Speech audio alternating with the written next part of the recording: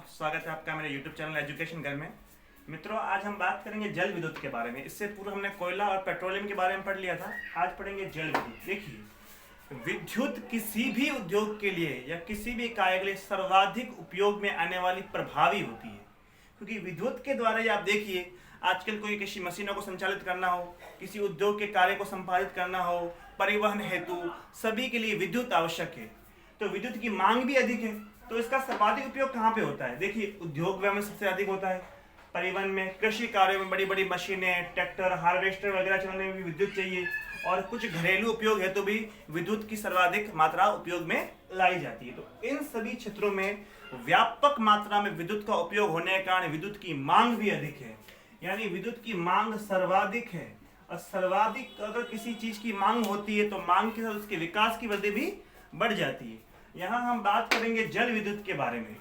देखिए, जल, ये जो आप देखते हो कि बड़ी बड़ी नदियों पर कुछ बांध बनाए जाते हैं, इन बांध का प्रमुख कार्य क्या होता है? विद्युत का उत्पादन करना, क्योंकि विद्युत की मांग अधिक है कृषि कार्यों में, उद्योगों में, परिवहन में, तो इसका उत्पादन भी अधिक करना होगा।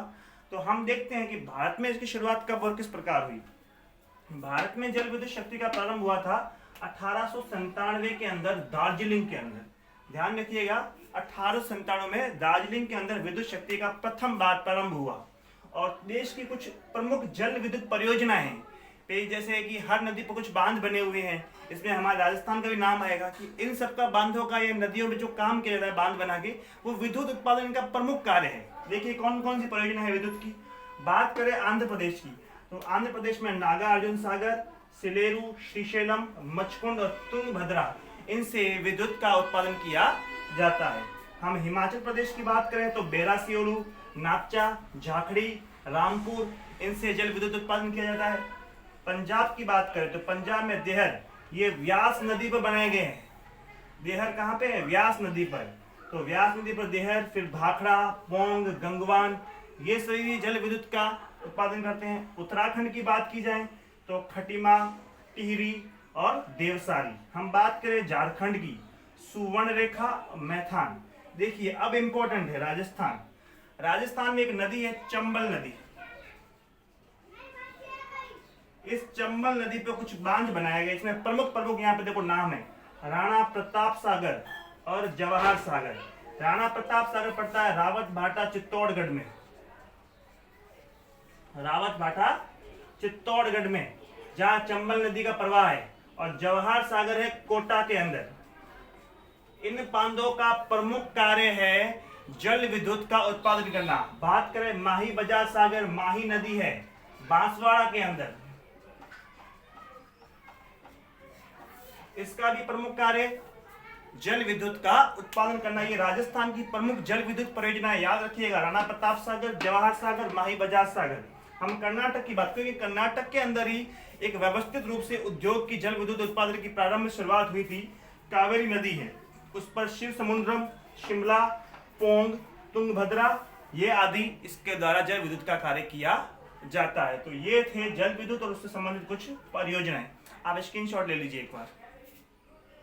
देखिए दोस्तों, अब हम पढ़ेंगे आणविक ऊर्जा। देखिए, आणविक का मतलब होता है अणुओं और परमाणुओं से प्राप्त होने वाली ऊर्जा। ठीक है ना दोस्तों? तो देखिए, ऊर्जा की निरंतर बढ़ती मांग और सीमित संसाधनों के कारण देश के अंदर परमाणु ऊर्जा के विकास की प्रबल संभावना उत्पन्न हुई। देखिए, परमाणु ऊर्जा क्या होती है? जितने भी केमिकल्स बॉन्ड होते हैं, जैसे रिएक्शन के द्वारा या रेडियोधर्मी पदार्थ है, इनके विखंडन से, इनके खंडन से जो ऊर्जा प्राप्त की जाती है, वह ऊर्जा परमाणु ऊर्जा कहलाती है। हम बात करेंगे प्रमुख परमाणु ऊर्जा की। देखिए, हमारे देश के अंदर जो सर्वप्रथम परमाणु ऊर्जा का जो विकास हुआ था, वह 1954 में हुआ था। परमाणु ऊर्जा विकास विभाग की स्थापना हुई 1954 के अंदर, याद रखिएगा। इस 1954 जब परमाणु ऊर्जा विकास विभाग बना, तब हमारे देश में परमाणु ऊर्जा की इतनी प्रबल संभावना नहीं थी, क्योंकि इसके विकास की प्रबल योजनाएं बन रही थी। तो धीरे धीरे करके एक सफल प्रयास द्वारा इसका विकास हुआ। तो देखते हैं कि पहले बात करें परमाणु शक्ति के स्रोतों की। भाई, परमाणु शक्ति किन के द्वारा प्राप्त होती है, इसके प्राप्त करने के स्रोत क्या है?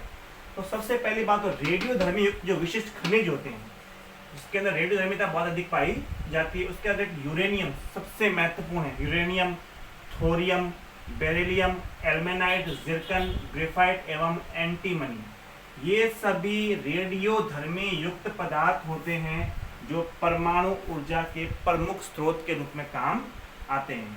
अब हम बात करेंगे भारत में इसका विकास किस प्रकार हुआ। तो भारत में परमाणु शक्ति का श्रेय जाता है डॉक्टर होमी जहांगीर भाभा को। इनके कार्यों के फलस्वरूप ही हमारे देश के अंदर ये परमाणु शक्ति आज का विकास इतना प्रबल हो पाया है। इन्होंने कई सारे क्षेत्रों में कार्य किए। सबसे पहले हमारे देश में 1948 में एक आयोग बना, परमाणु ऊर्जा आयोग, और 1954 में जैसा कि आपको बताया था कि परमाणु ऊर्जा विकास विभाग की स्थापना हुई। और इसी परमाणु ऊर्जा विकास संस्थान को 1967 के अंदर डॉक्टर होमी जहांगीर भाभा के सम्मान में इसको नाम दिया गया भाभा अनुसंधान केंद्र। इसी का ही परिवर्तित रूप है परमाणु ऊर्जा संस्थान का भाभा अनुसंधान केंद्र।